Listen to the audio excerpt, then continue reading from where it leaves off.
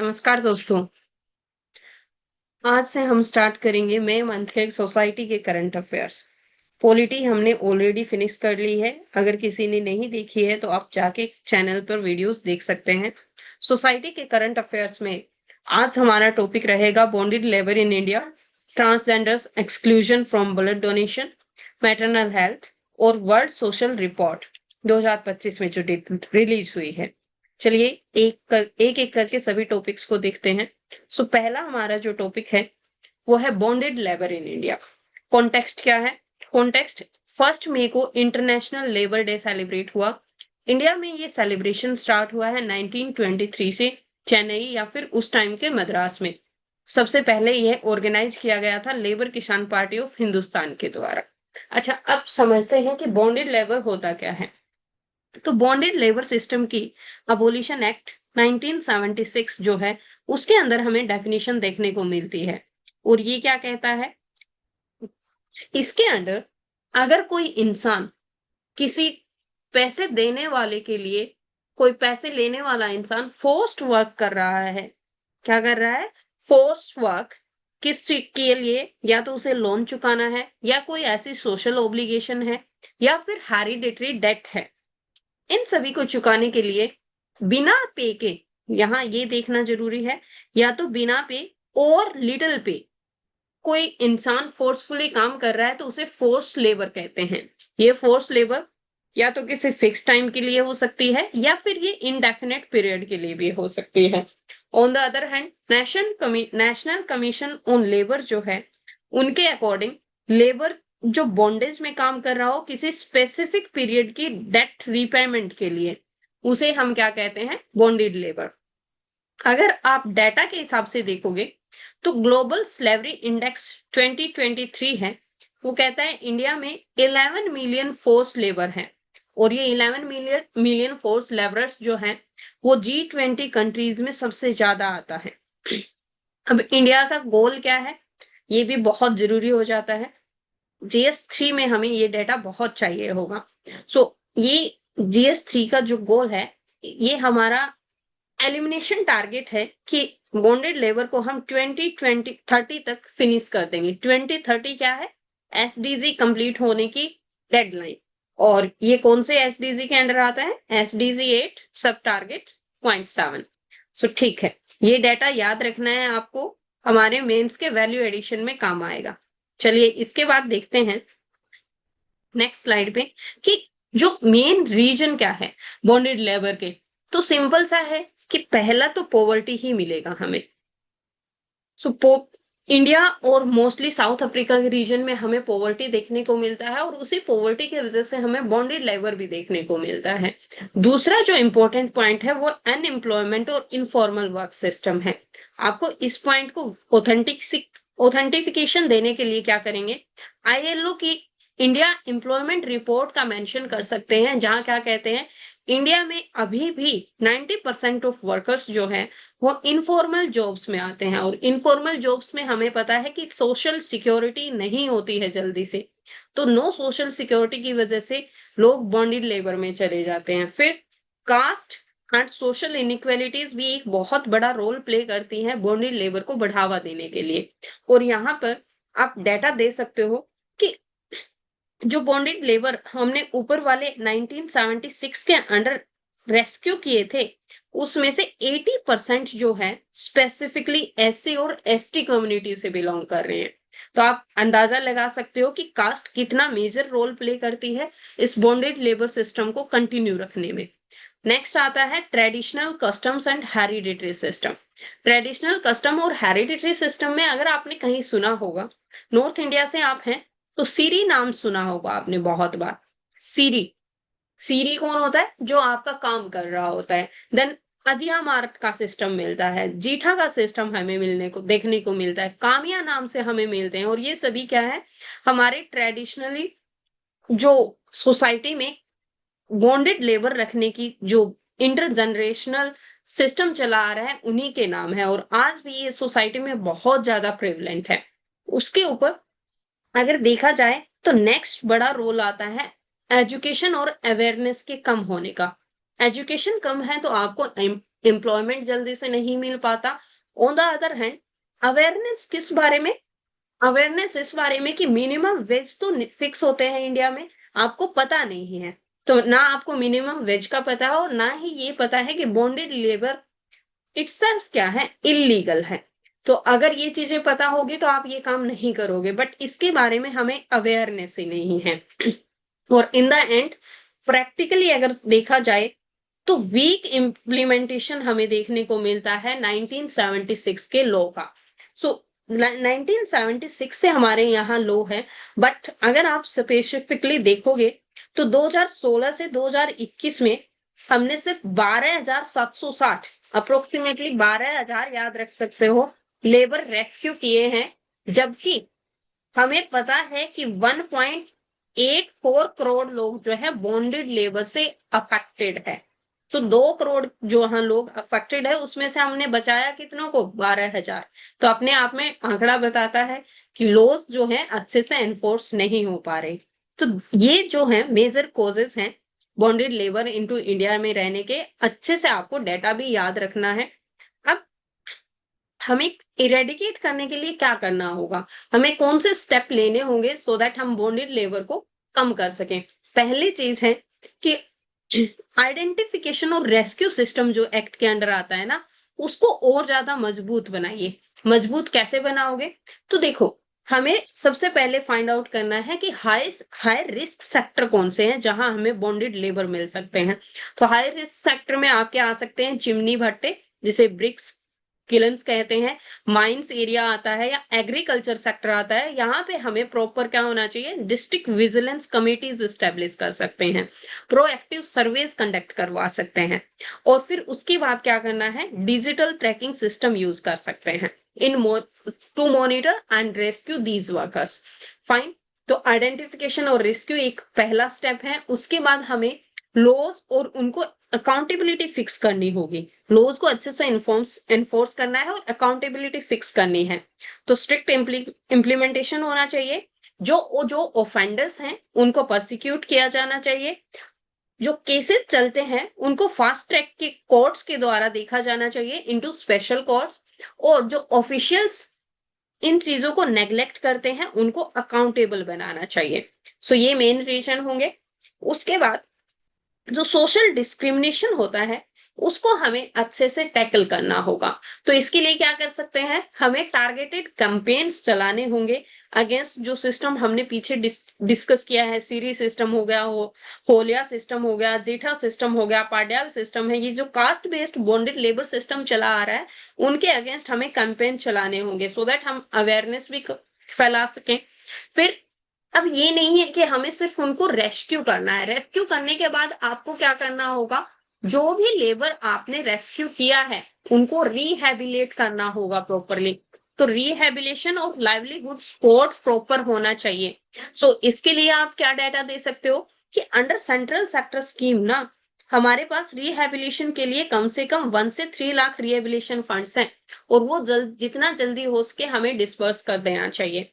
उसके साथ हमें बेसिक नेसेसिटीज को इंश्योर करना होगा। बेसिक नेसेसिटीज में क्या आता है, रोटी कपड़ा और मकान। तो रोटी कपड़ा और मकान के आजकल फॉर्मेट बदल गए हैं, हाउसिंग, लैंड, एजुकेशन और हेल्थ केयर, और साथ में ही स्किल डेवलपमेंट। स्किल डेवलपमेंट क्यों जरूरी है, आपने सुना होगा किसी को मछली देने के बजाय आप उनको कैसे मछली पकड़ना है ये सिखा दोगे तो वो इंसान सारी उम्र भूखा नहीं रहेगा। फाइन। मछली देने से क्या होगा, एक दिन के लिए भूख मिटेगी, बट अगर आपने सिखा दिया कि मछली पकड़नी कैसे है तो सारी उम्र का गुजारा होगा। और वही है स्किल डेवलपमेंट। तो स्किल डेवलपमेंट हमें करनी होगी सो दैट जो बॉन्डेज है उसको अवॉइड किया जा सके। फिर उसके बाद क्या करना है, हमें क्रेडिट और सोशल सिक्योरिटी जो है इसकी एक्सेस बढ़ानी होगी बॉन्डेड लेबर की तरफ। क्रेडिट और सोशल सिक्योरिटी से क्या होगा, अगर आप अच्छे से किसी को लोन दिला पा रहे हो, माइक्रो फाइनेंस की सुविधा दे पा रहे हो, या फिर कोई इंश्योरेंस दे पा रहे हो जो स्पेसिफिकली वल्नरेबल ग्रुप है, तो उनकी डिपेंडेंसी कम हो जाएगी मनी लेंडर्स के ऊपर। और अगर मनी लेंडर्स पे डिपेंडेंसी कम हो जाती है तो वो बॉन्डेड लेबर के चक्कर में नहीं फंसेंगे। उसके बाद लास्ट में जो आता है रोल आता है कि हमें सिविल सोसाइटी और कम्युनिटीज हैं इनको इन्वॉल्व करना होगा। पब्लिक पार्टिसिपेशन के बिना ये कैंपेन चलाना बहुत मुश्किल है। और सिविल सोसाइटीज में हमारे पास क्या आते हैं, NGOs, workers unions, grass root groups, इनको यूज करके हम कम्युनिटी विजिलेंस का काम कर सकते हैं।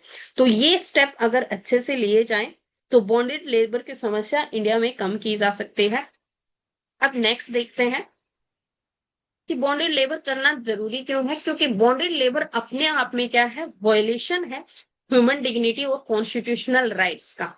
और इसको खत्म करने के लिए हमें क्या चाहिए वो हमने देख लिया, स्ट्रिक्ट एनफोर्समेंट ऑफ लॉ चाहिए, इफेक्टिव रिहेबिलिटेशन होना चाहिए, और सोशियो इकोनॉमिक जो इनइक्वालिटी है उसी को अच्छे से टैकल करना है। इसी के बाद हम फुलफिल कर पाएंगे ट्रू लेबर फ्रीडम, जिसका मतलब होता है freedom, justice and dignity of every worker. ना ये सब कुछ पढ़ने के बाद प्रीलिम के पर्सपेक्टिव से देख लेते हैं कि बॉन्डेड लेबर के पर्सपेक्टिव में हमारे पास जो कॉन्स्टिट्यूशनल प्रोविजंस है वो कहाँ कहाँ है। तो अंडर आर्टिकल 21 ये आता है राइट टू डिग्निटी के अंडर। देन आर्टिकल 23 है वो डायरेक्टली इसी से लिंक्ड है कि आर्टिकल 23 अपने आप में मना करता है फोर्स्ड लेबर को, इलीगल बताता है। आर्टिकल 24 ये स्पेसिफिक चाइल्ड लेबर के लिए है। एंड देन जो हेरिडिटरी बॉन्डेड सिस्टम है उसको भी कंप्लीट खत्म करना कॉन्स्टिट्यूशनल प्रोविजन में आता है। अब बॉन्डेड लेबर इंडिया में कौन से मिलते हैं, तो हमें कास्ट बेस्ड बॉन्डेड लेबर मिल जाते हैं, फोर्स लेबर विदाउट डेट मिल जाते हैं, कई बार कि किसी को डेट के है नहीं फिर भी क्या है लेबर के लिए फोर्स किया जा रहा है, सेक्सुअल एक्सप्लॉयटेशन को लिंक कर दिया जाता है बॉन्डेज से कई बार। Then caste based customary bonded labour मिलते हैं हमें, फोर्स लेबर विद डेप्ट भी मिल जाएंगे कई बार, और चाइल्ड बॉन्डेड लेबर में मिल सकते हैं। ये चीजें आपके प्रीलिम्स के पर्सपेक्टिव से इंपॉर्टेंट है, बाकी ये पूरा आर्टिकल आपके मेंस के लिए इंपॉर्टेंट है। अच्छे से हमें जो पूरा का पूरा लॉ याद रखना है और उसी के साथ हमें याद रखने हैं जो डाटा हमने यूज किया है।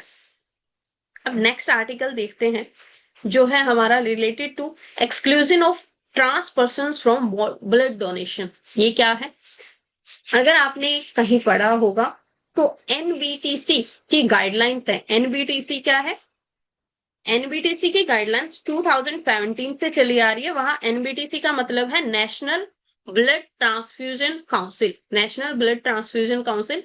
इन्होंने ट्रांसजेंडर पर्संस, गे या इंडिविजुअल्स और सेक्स वर्कर्स जो हैं इनको ब्लड डोनेट करने से बैन कर दिया है, बार कर दिया है।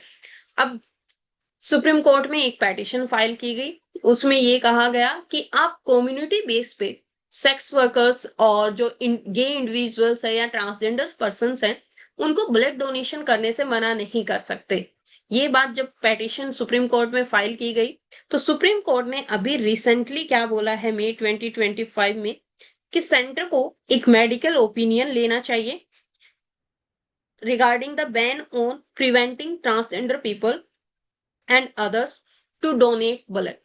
ठीक है, सुप्रीम कोर्ट ने क्या कहा है कि ये जो रिस्ट्रिक्शंस हैं वो री इन्फोर्स कर रही है stigma towards the transgender persons. ये टाइमलाइन जो हमने देखी है वो है कि 2017 में हमने ये गाइडलाइंस देखी है एनबीटीसी की। उसके बाद सुप्रीम कोर्ट में जो पेटिशन फाइल की गई वहां सुप्रीम कोर्ट ने उस टाइम भी कहा था कि जो पब्लिक हेल्थ कंसर्न्स हैं वो किसी की डिग्निटी और इक्वेलिटी के ऊपर ओवरराइड नहीं कर पाते। चलो देखते हैं अब ये डिबेट क्या रही है पूरी की पूरी। सो हमने यहाँ देखा कि जो पेटिशनर है उन्होंने कहा है कि डिस्क्रिमिनेशन बाय आइडेंटिटी जो है ये वॉयलेट कर रहा है इन पीपल के आर्टिकल 14, 15 एंड 21। जहां आर्टिकल 14 है वो इक्वेलिटी बिफोर लॉ आता है, ये अगेंस्ट डिस्क्रिमिनेशन है, और 21 आर्टिकल है वो राइट टू लाइफ को प्रमोट करता है। तो ये सारे के सारे जो आर्टिकल्स हैं वो फंडामेंटल राइट्स के अंदर आते हैं, और फंडामेंटल राइट्स को वोलेट करने के लिए आपको बहुत स्ट्रॉन्ग रीजन चाहिए होता है।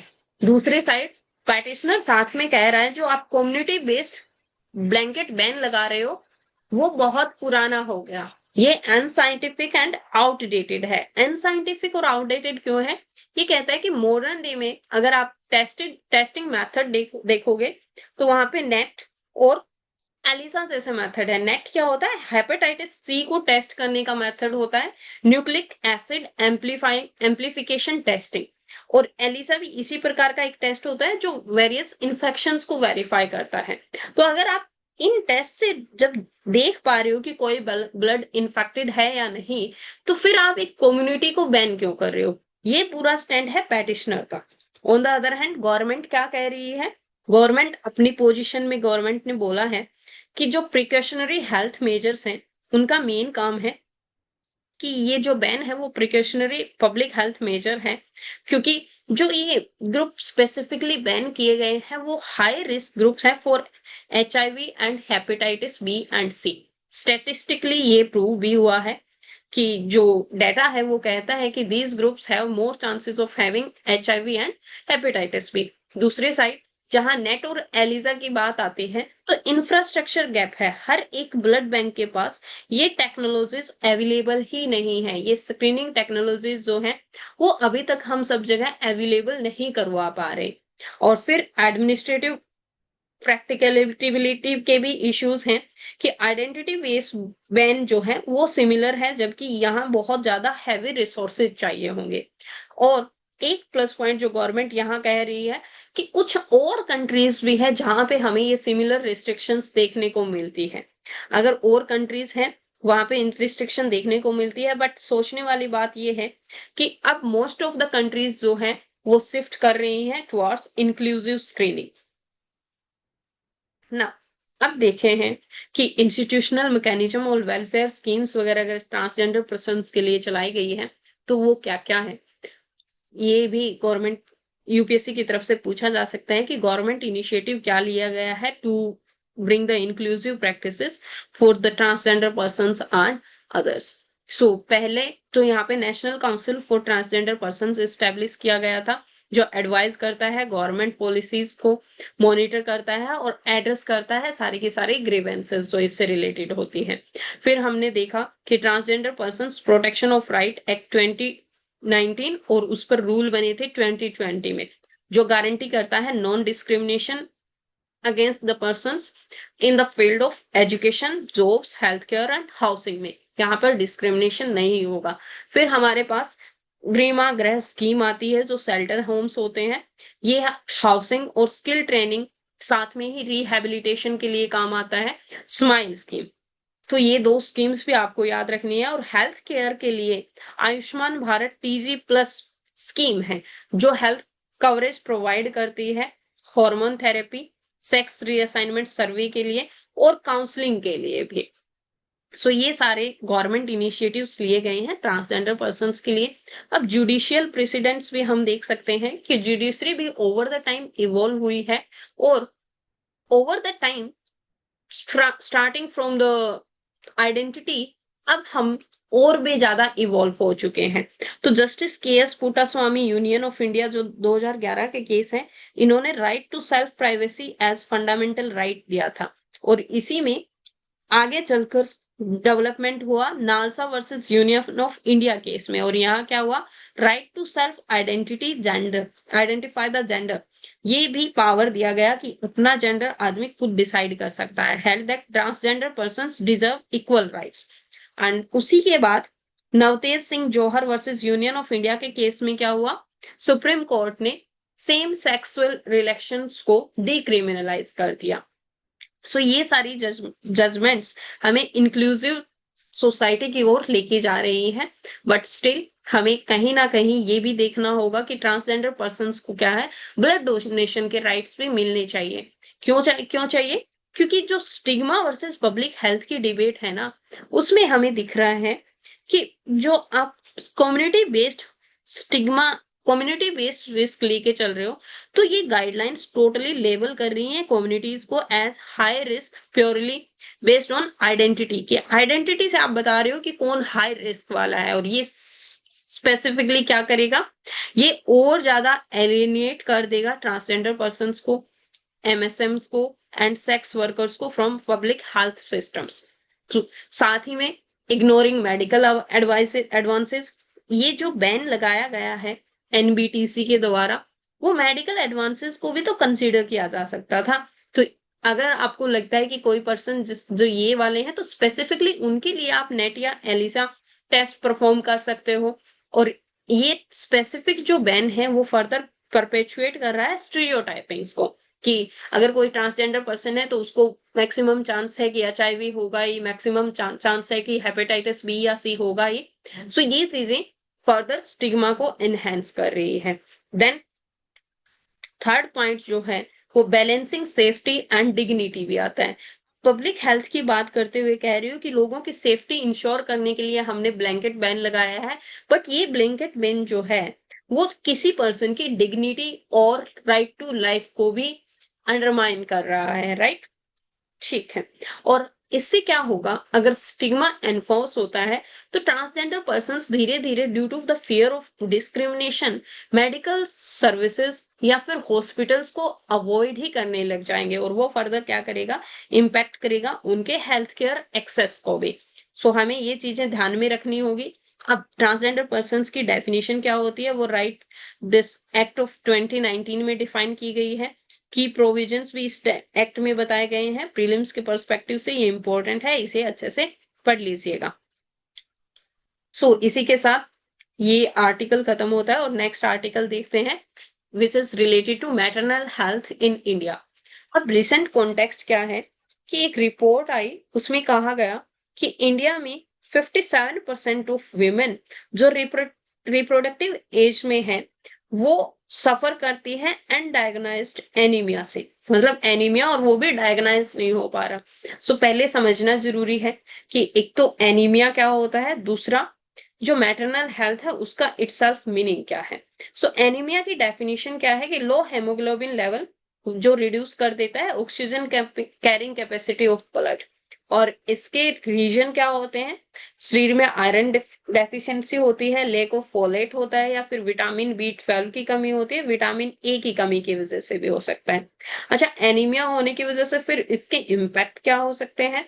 जो एनीमिक वीमेन होती है उनके जो बच्चे होते हैं इनमें कोग्निटिव और मोटर डेवलपमेंट बहुत मुश्किल हो जाता है। कोग्निटिव क्या होता है, related to knowledge, mental knowledge वाला। मोटर स्किल्स क्या होते हैं, फिजिकल डेवलपमेंट। दोनों मेंटल और फिजिकल हेल्थ अफेक्ट होती है बच्चे की। इसी के साथ क्या होता है, अगर अडल्ट में ये होता है तो उनकी वर्क कैपेसिटी खत्म हो जाती है, बहुत कम हो जाती है। और प्रेगनेंसी में स्पेसिफिकली क्या दिक्कत आती है, तो लो बर्थ वेट होता है, बच्चे का वेट बहुत कम हो जाता है, और साथ में ही प्री टर्म डिलीवरी भी हो सकती है। 9 मंथ से पहले डिलीवरी होने के चांस होते हैं, और अगर प्री टर्म डिलीवरी होती है तो बच्चे के survival rate as well as mother के सर्वाइवल रेट पे इम्पैक्ट पड़ता है। अब देखते हैं मैटरनल हेल्थ से क्या मतलब है।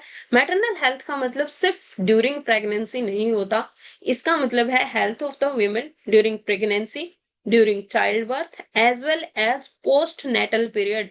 पोस्ट नेटल और प्री नेटल दो पीरियड्स होते हैं, pre natal during pregnancy, post natal after the child birth कुछ टाइम पीरियड होता है, वहां पे भी हमें मदर की हेल्थ का बहुत ध्यान रखना पड़ता है। और ये इंपॉर्टेंट क्यों हो जाता है, क्योंकि ये रिड्यूस करता है मैटरनल एंड इन्फेंट मोर्टेलिटी को, और कंट्रीब्यूट करता है टू कंप्लीट आर SDG 3.1, जिसका टारगेट क्या है, reduce mothers maternal mortality ratio. तो ये हमें रिड्यूस करना होता है। फाइन, चलिए अब वन बाय वन देखते हैं इसके reasons and what can be done.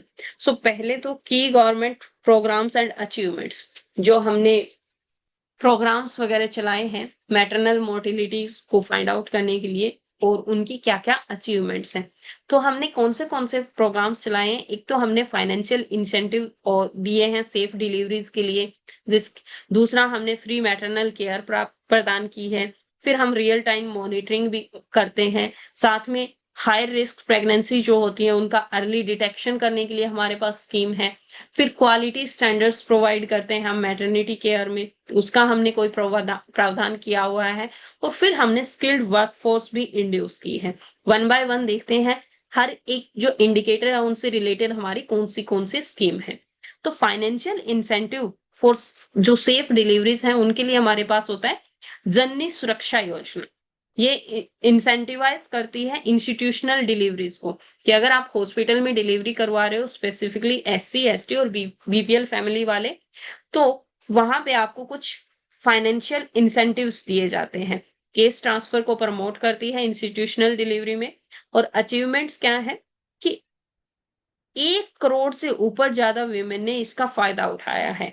तो आप ये डाटा याद रख सकते हो। एक्सपेंडिचर वगैरह नहीं याद रहेगा तो इतना डिटेल में नहीं देखना, बट डू रिमेम्बर कि 1 करोड़ से ज्यादा विमेन बेनिफिशरीज है। इसका मतलब हमने 1 करोड़ से ज्यादा विमेन को हॉस्पिटलाइज डिलीवरी के लिए प्रमोट किया है, उनको हेल्प हॉस्पिटलाइज डिलीवरी के लिए लेके गए हैं। फिर फ्री मैटरनल केयर, इसके लिए हमने चलाया है जननी शिशु सुरक्षा कार्यक्रम। सो यहाँ पे free maternal and newborn care provide की जाती है, फ्री डिलीवरी की जाती है इंक्लूडिंग सी सेक्शन भी। फिर साथ में दवाइयां, डायग्नोस्टिक्स एंड ट्रांसपोर्ट सभी कुछ फ्री रहता है। इसका बेनिफिट उठाया है 1.3 करोड़ फीमेल ने। देन रियल टाइम मॉनिटरिंग होती है इन पोर्टल्स के द्वारा। Early detection of high risk pregnancy में हमें देखने को मिलता है प्रधानमंत्री सुरक्षित मातृत्व अभियान। और इसके अंडर जो हमारे पास हाई रिस्क प्रेगनेंसीज हैं, वो 78 लाख प्रेगनेंसीज को हमने आइडेंटिफाई किया है टिल दिसंबर 2024। तो ये भी फाइंड आउट करना बहुत इंपॉर्टेंट हो जाता है to save the mother and child both. Then quality standards ensure करने के लिए हमारे पास लक्षा और सुमन नाम की 2 क्वालिटी स्टैंडर्ड्स हैं, जो इंश्योर करते हैं कि labour rooms maternity OT certified होने चाहिए और फैसिलिटीज होनी चाहिए अंडर द सुमन स्कीम। फिर स्किल्ड वर्कफोर्स में हम ट्रेनिंग दे रहे हैं डॉक्टर्स को और एसबीए डिप्लॉयड जितने भी पर्सन हैं उनको। सो इसी के साथ ये गवर्नमेंट इनिशिएटिव्स और उनकी अचीवमेंट्स हैं। बट क्या अब सारी चीजें इतनी ही अच्छी हैं? नहीं, अभी भी हमारे पास चैलेंजेस हैं। कैसे चैलेंजेस हैं? Anaemia burden. इतना कुछ करने के बाद भी हमें क्या देखने को मिलता है? नेशनल फैमिली हेल्थ सर्वे 5 का डेटा कहता है कि 52.2% प्रेग्नेंट वीमेन एनेमिक होती है। इसका मतलब more than half of the women हम एनेमिक होती है। और उसके बाद जो एमएमआर हमारा इम्प्रूव होता जा रहा है, बट अब भी इसमें हमें रीजनल डिस्पैरिटीज देखने को मिलती है। मतलब कुछ रीजन्स में हमने बहुत अच्छा परफॉर्म किया है, जैसे केरला में एमएमआर है वो 19 आ गया है, महाराष्ट्र में एमएमआर है वो 33 है। बट उसी के साथ आसाम में जो एमएमआर है अब भी 195 है, एमपी में 173 है। हमारा टारगेट क्या है? 130। यहाँ हमने टारगेट से बहुत अच्छा इंप्रूव कर दिया, बट यहाँ अब भी हम बहुत पीछे हैं टारगेट अचीव करने से।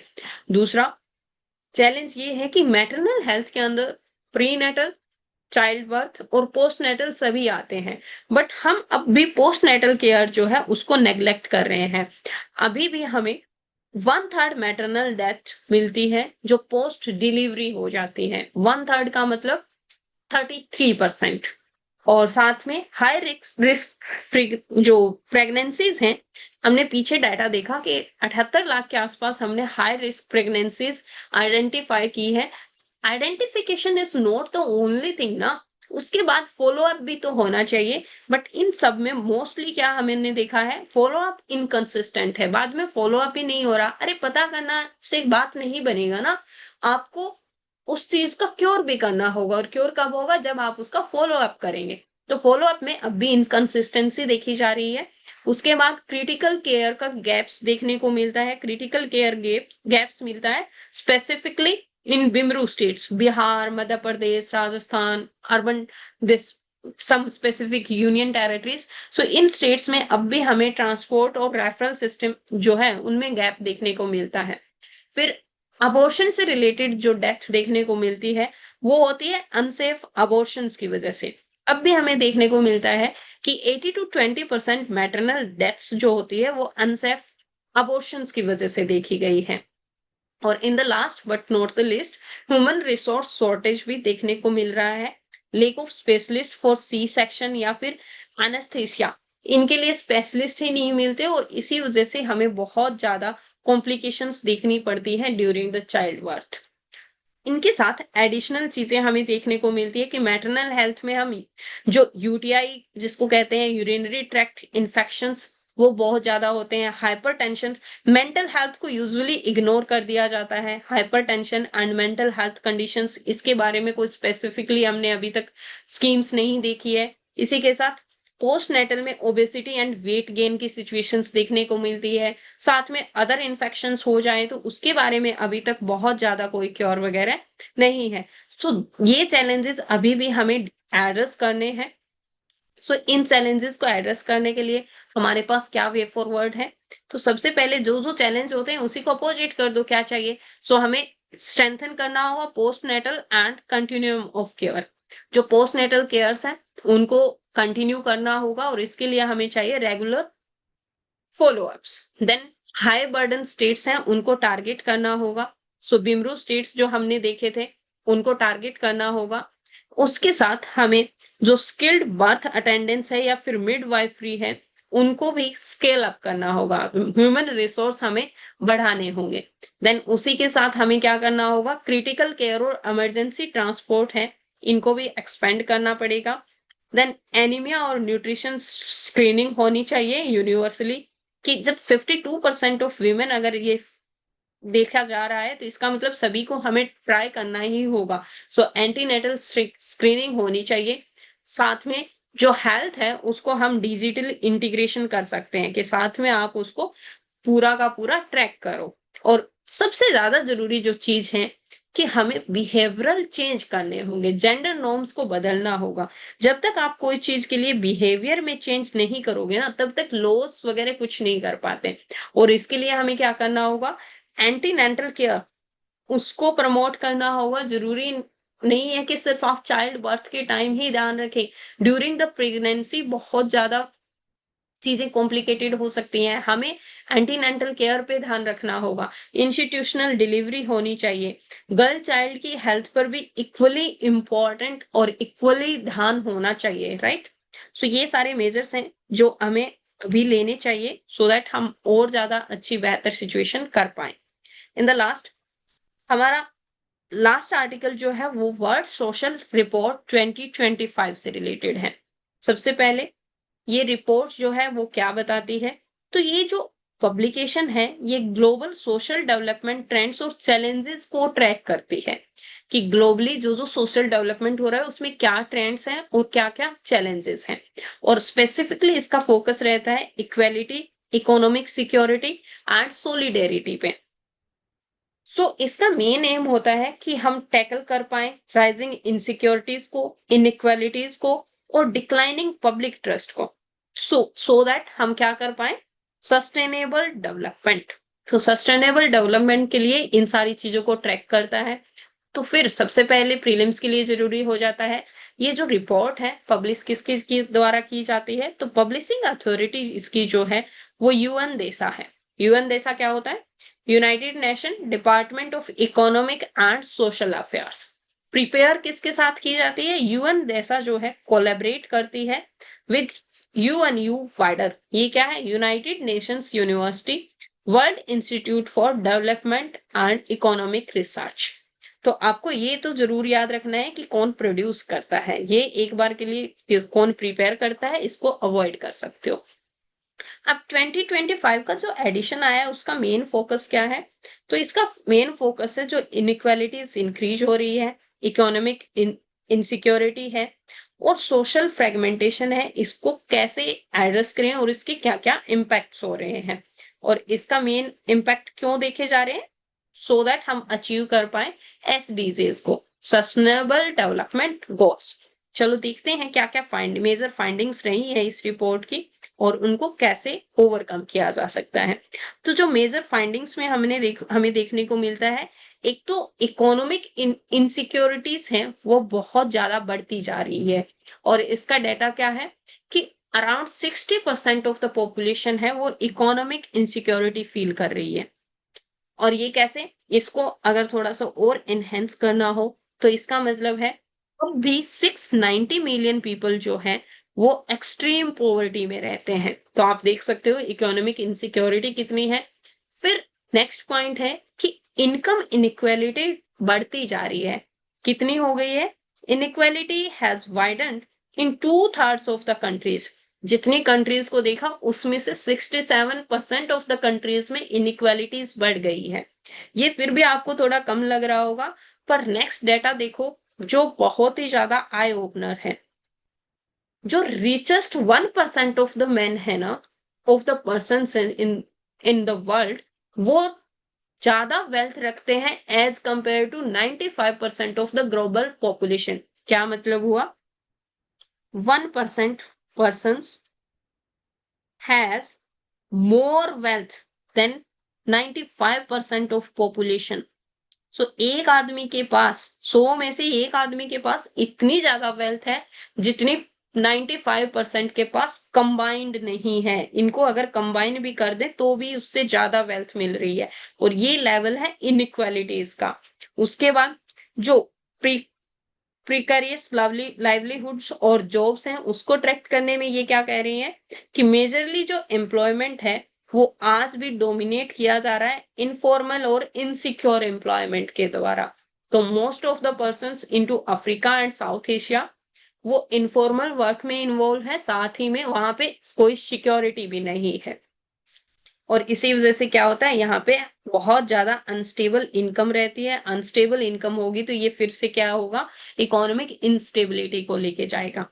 देन पब्लिक ट्रस्ट है वो डिक्लाइन कर रहा है। पब्लिक ट्रस्ट का मतलब कि पीपल का कितना ट्रस्ट है ऑन देयर गवर्नमेंट्स। सो अब अगर आप सर्वे देखो और ये रिपोर्ट क्या कह रही है, 50% से ज्यादा लोग, आधे से ज्यादा जो ग्लोबल पॉपुलेशन है, उनको या तो बहुत कम विश्वास है या कोई ट्रस्ट है ही नहीं अपनी गवर्नमेंट में। और इस चीज को और ज्यादा खराब बना देता है misinformation, disinformation and governance failures. हमें मिलिट्री क्यों देखने को मिलते हैं, कहीं इन्फ्लेशन इतना ज्यादा बढ़ रहा है, कहीं डेमोक्रेसी डिक्लाइन पे है, कहीं प्रेस वगैरह पे हमले हो रहे हैं। So freedom of speech and expression नहीं मिल पा रहा है। इन सब वजह से क्या हो रहा है कि ये जो पब्लिक ट्रस्ट है वो फर्दर डिक्लाइन हो रहा है। And in the last we have climate and conflict challenges. So climate change में हमें देखने को मिल रहा है, कंफ्लिक्ट चैलेंजेस भी देखने को मिल रहा है। तो अगर आप 2024 का डाटा देखो तो पांच में से एक पर्सन ने क्लाइमेट डिजास्टर फेस किया है। और अगर आप कंफ्लिक्ट की सिचुएशन देखोगे तो 7 में से एक बंदे ने कंफ्लिक्ट की सिचुएशन देखी है। और ये आइडिया आप लगा सकते हो कि मोदी जी ने जरूर कहा था this is not the era of war but war is continuing, है ना। हमें वॉर ही वॉर देखने को मिल रहे हैं। सो ये सारी की सारी चीजें जो है वो सस्टेनेबल डेवलपमेंट गोल्स हैं उनको अचीव करने में एक ऑब्स्टेकल का काम कर रही है। तो ये मेजर फाइंडिंग्स रही। ये डाटा बहुत जरूरी है, आप इसको कहीं भी यूज कर सकते हैं। GS2 में यूज कर सकते हैं, 3 में यूज कर सकते हैं, एथिक्स में यूज कर सकते हैं, और ऐसे में भी यूज किया जा सकता है।